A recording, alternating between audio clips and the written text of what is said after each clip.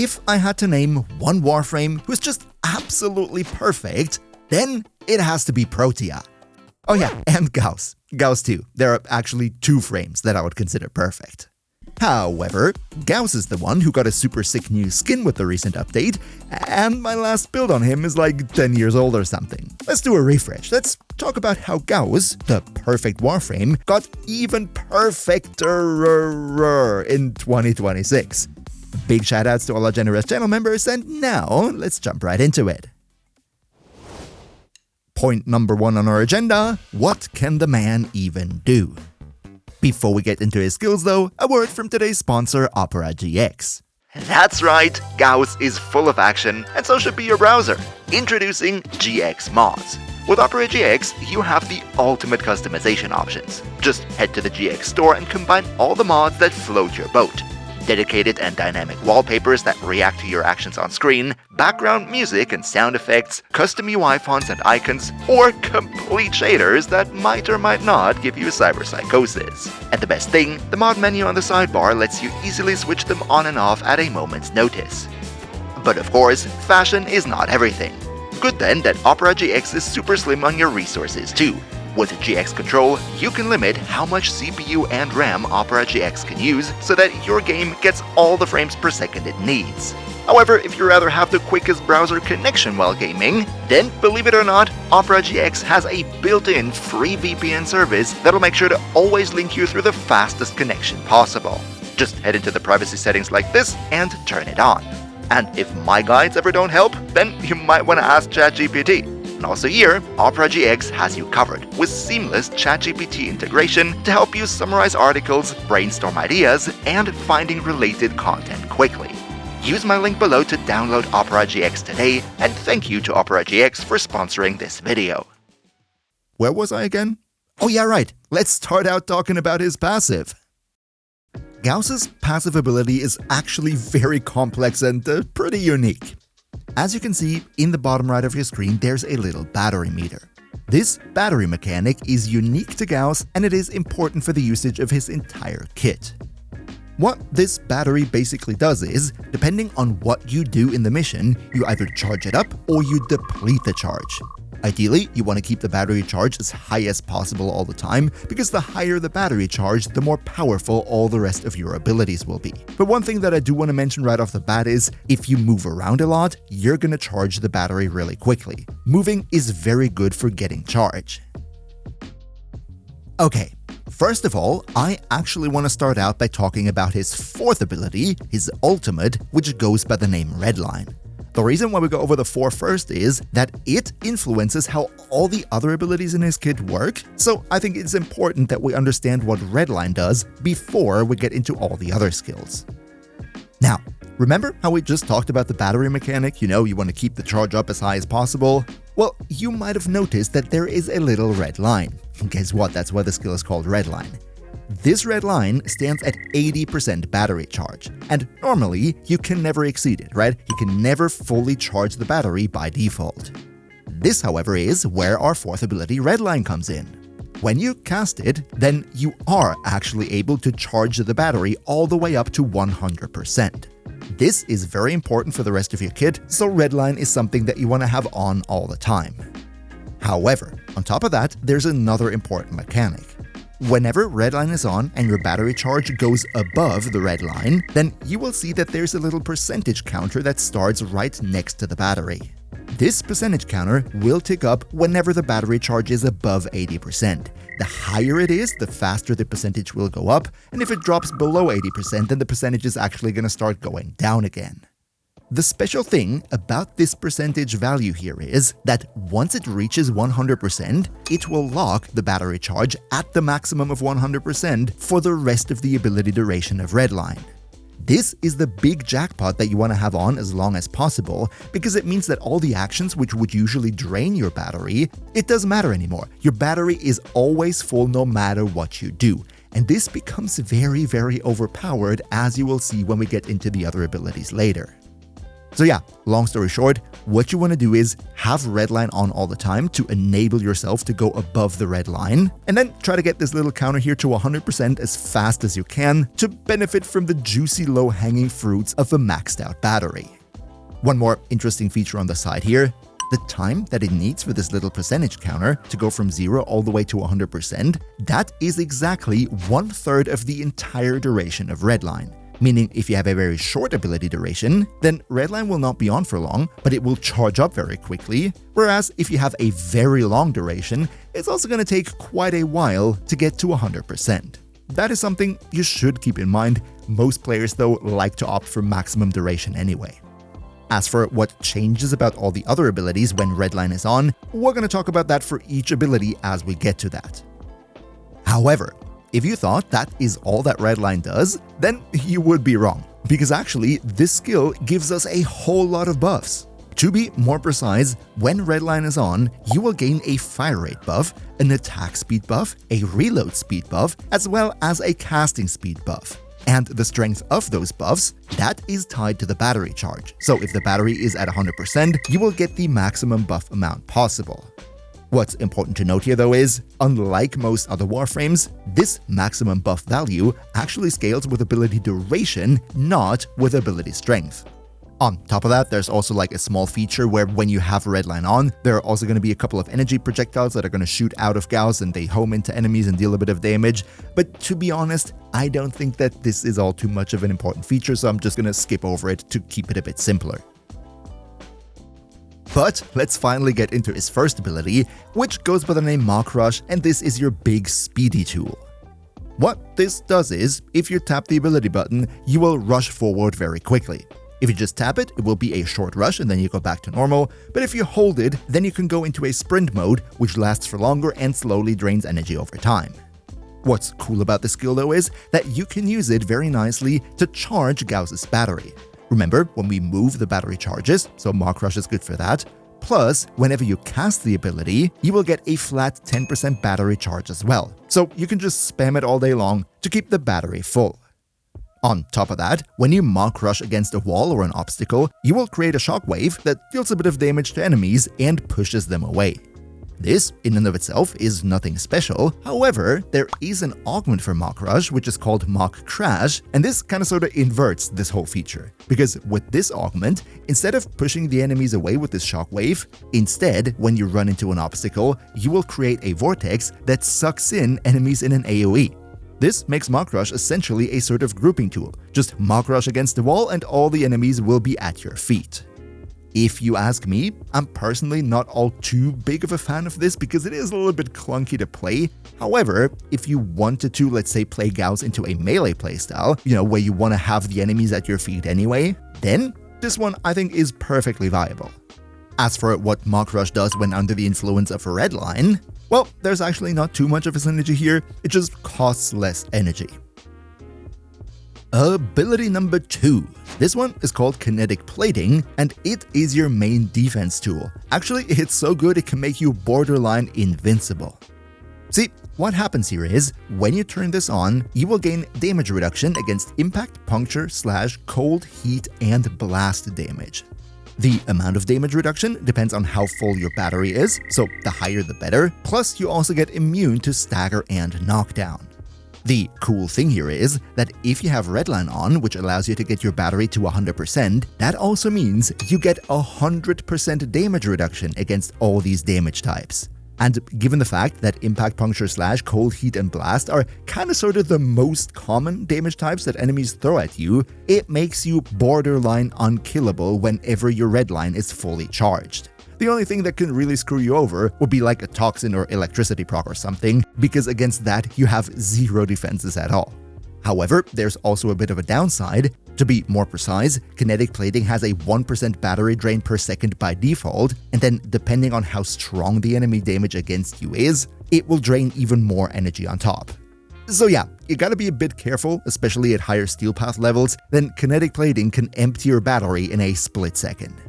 However, that's still not it. There's a third feature with it, and that would be whenever you do take damage against your Kinetic Plating, it is going to restore a bit of your Warframe's energy. Not the battery energy, but like your energy. This, I think, is pretty cool because it generates you a passive amount of energy. However, depending on the mission scenario, I don't think it in itself is consistent enough to completely rely on it alone for your energy economy. However, kinetic plating is not only your defense tool. It is actually a pretty insane melee buff at the same time. Let me explain. First of all, while kinetic plating is on, every time you do a melee attack, it is going to charge your battery a little bit.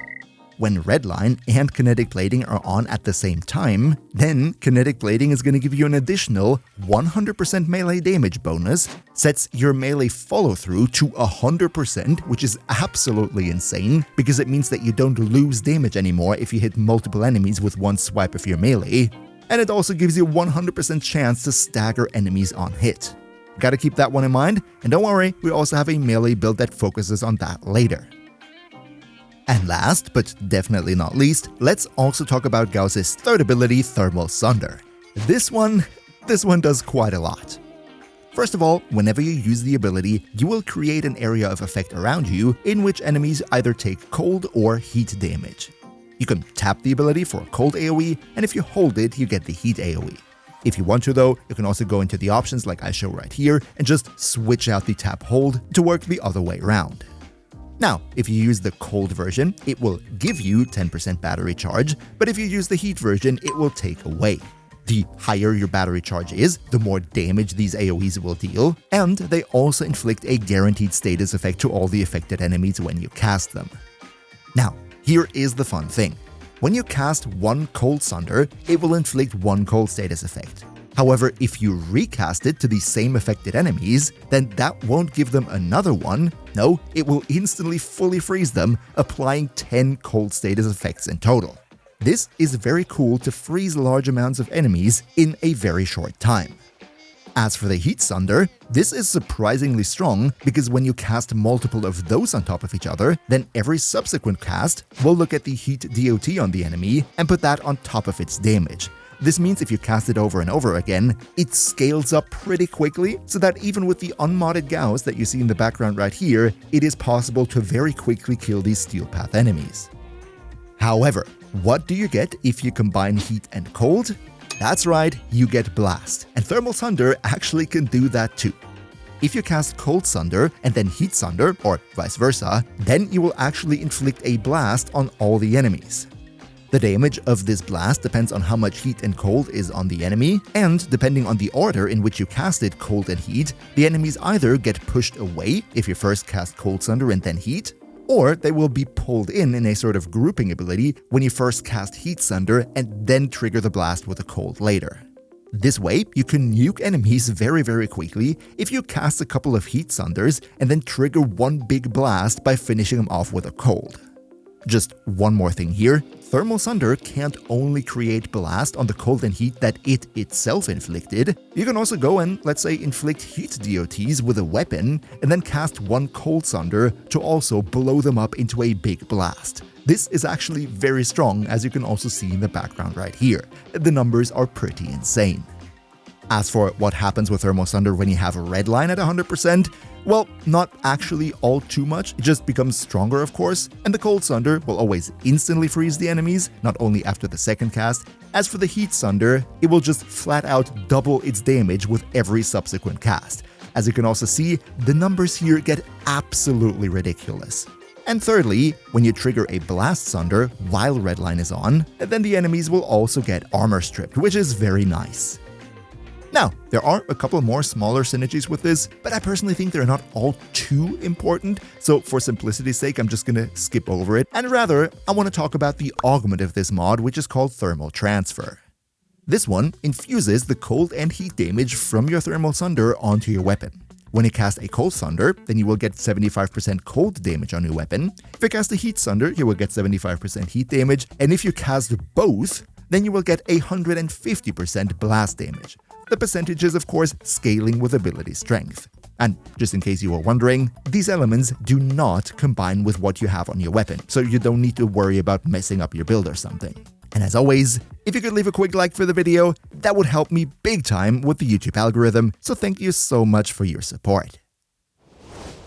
Now, With Gauss, absolutely everybody likes him, not only in the endgame, but literally anyone as soon as they can farm him. So I decided that we are going to start with a budget build for the more mid-game player among you.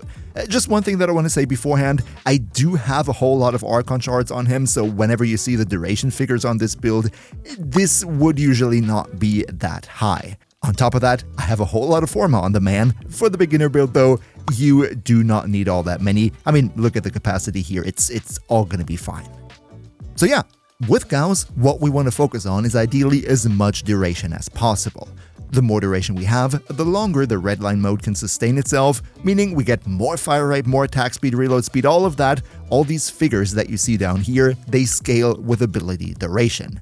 That's why we go for continuity as well as Augur Message. These two are relatively cheap, however, as soon as you can, for example, get your hands on Narrow-Minded, this would be something that you definitely want to have. The more duration with Gauss, the better. The second stat that I wanted to focus on was range for Thermal Sunder. This way we can hit more enemies with the cold and heat AoE. That's why also here we went with Stretch and Augur Reach, two relatively nice range mods. But if you wanted to have maximum range, then you could go for, where is it? Overextended. This is kind of sort of fine to farm in the mid game, just, for the sake of this build, I left it out. For the energy economy, I know that technically kinetic plating gives us energy, but just to be sure that if we play a bit more spammy, we still have enough juice, I went for equilibrium either way. You might or might not do it. Test it for yourself, see if you need it, and then decide if you want to use it. Also flow, of course, for more maximum energy. Aura is completely flexible, just use whatever you like. And then I also went for a little bit of Intensify for the ability strength so that Thermal Sunder deals a bit more damage if that is how you want to use it. If not, replace it with something else. So yeah, so much for the budget build, so to speak. Let's now though go into the more steel pathy territories where I have 3 different builds prepared for you. One is a gunrunner focused playstyle where we want to zip around quickly and fire our guns benefiting from all the buffs that Redline gives us. The second build is a nuking ability that actually surprised me with how easily it clears the map even in Steel Path. And then thirdly, I have a bit of an underrated build, which is a melee focused setup, because Gauss actually has quite a lot going for him in terms of melee buffs too. I think that's a bit underrated, and I cooked something very nice. However though, let's start talking about the Helminth side of things. And actually, I don't want to say all too much here. The crazy thing is that Gauss has such a synergistic kit where each skill has one or sometimes maybe even multiple interactions with other skills in his kit, and he's just got a really good and synergistic kit. So I would say for Gauss, probably more than for most other Warframes, it is perfectly viable to not use a Helminth skill whatsoever. However though, if you do wanted to use a Helminth ability regardless, then there's actually not too much that I can recommend. Gauss is a very versatile frame, he can do so many different things, and that of course means you can do whatever you like with the Helminth skill too. You can make him tanky with Eclipse, you can give him Breach Surge if that's what you like, you can go Evade, make him invisible, Roar, Nourish are the standard things that always go, and you get the point, right? The only thing that I do want to point out though would be Energized Munitions. This right here is an ability that doesn't come from a Warframe, but from the Helminth directly, and I think this is one of the best synergies with the man because it gives you ammo efficiency, 75% of it, which is great because he gives you so much fire rate with his Redline, so you don't run out of ammo, you don't have to reload all the time. Also, the duration here is very slow with just 5 seconds, and Gauss really likes to have a lot of duration, so that is a good synergy too. But whoever says Helminth also needs to say Archon shards, and here we see red, a whole lot of red. Well, obviously, like I said 5,000 times already in this video, Gauss really likes to have a lot of duration, and that's what I went for here. However, if you though wanted to do something else, also here you're very flexible. You can, for example, use blue Archon shards to give you more maximum energy so that you can save up on the flow mod later in the build if you think you need one more mod slot. On top of that, you can set enemies on fire with Thermal Sunder, which means going for a strategy where you focus on a secondary weapon would be also perfectly viable going for orange Archon shards, which will give you more crit chance if you take out heated enemies. And then if you want to go for the melee instead, well, we have the purple shards that give you more melee crit damage. As you see, a whole lot of options here, and it totally comes down to what your personal playstyle is. The only thing that I kinda sorta do not recommend with him though would be yellow shards into more casting speed. Usually I really like those, but with Gauss you get so much additional casting speed just from Redline that you kinda sorta really don't feel the difference anymore if you add additional yellow shards for that stat as well. However, if you've chosen your Helminth ability of choice, you might also be wondering, which skill do I put it over? Because all of them are pretty good, right? And here it also really comes down to what your build is. Of course, Redline, you need that, right? You're not going to subzoom over it, but all the other three are kinda sorta fair game. If you have a build that uses Thermal Sunder, then you put it over Mach Rush or you put it over Kinetic Plating. If you want to be zippy-zappy with Mach Rush, then you put it over Thermal Sunder or over Kinetic Plating. Just one thing that I do wanted to mention here again, just for completion's sake, if you use Fast Deflection on your Warframe as well as Arcane Aegis, it kinda sorta gets to a point where your Arcane Aegis is like on all the time and you're basically 100% unkillable except you take a Toxin proc. This is 100% unintentional and is probably gonna get fixed at some point. Just wanted to mention it because, hey, you play the game the way you want to, and if that's something that you want to exploit, then by all means, all power to you. Let's though finally talk about the mods and the arcanes. And here I want to start out with the Energized Munitions build, the build where we're really focused on using all the fire rate and all the ammo efficiency in the world to blast the room into pieces. First of all, I want to go over 3 mods that are kinda sorta flexible and come down to personal preference. Those would be Brief Respite, Prime Sure-Footed, as well as Fast Deflection. These 3 here, I only use to keep myself safe in this 1/3 of the duration of Redline where I'm actually vulnerable, where the battery's actually not locked at 100% and I don't get my 100% immunity from Kinetic Plating. For this time, I want to have Brief Respite so that I can use Shield Gate if I have to, I want to be immune from knockdown from Prime Sure-Footed, and I want to use Fast Deflection, to have a faster shield recharge and everything. If, however, you wanted to go for something else, then all these 3 here are fair game, you can replace them with whatever you like. Then, of course though, Gauss's favorite stat, Duration, keeps your Redline up for basically ever, which means we focus on that a lot.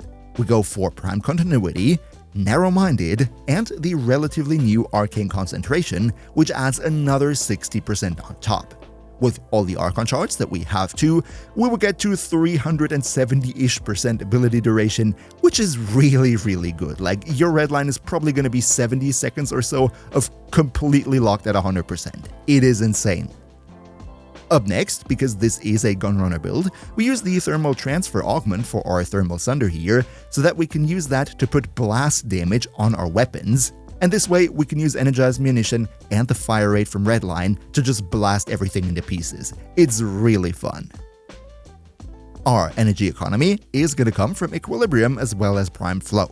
And yes, I know that technically Kinetic Plating also gives us energy conversion, but I kinda sorta find it a little bit too inconsistent to be comfortable with it. That's why I chose to go for Equilibrium as well.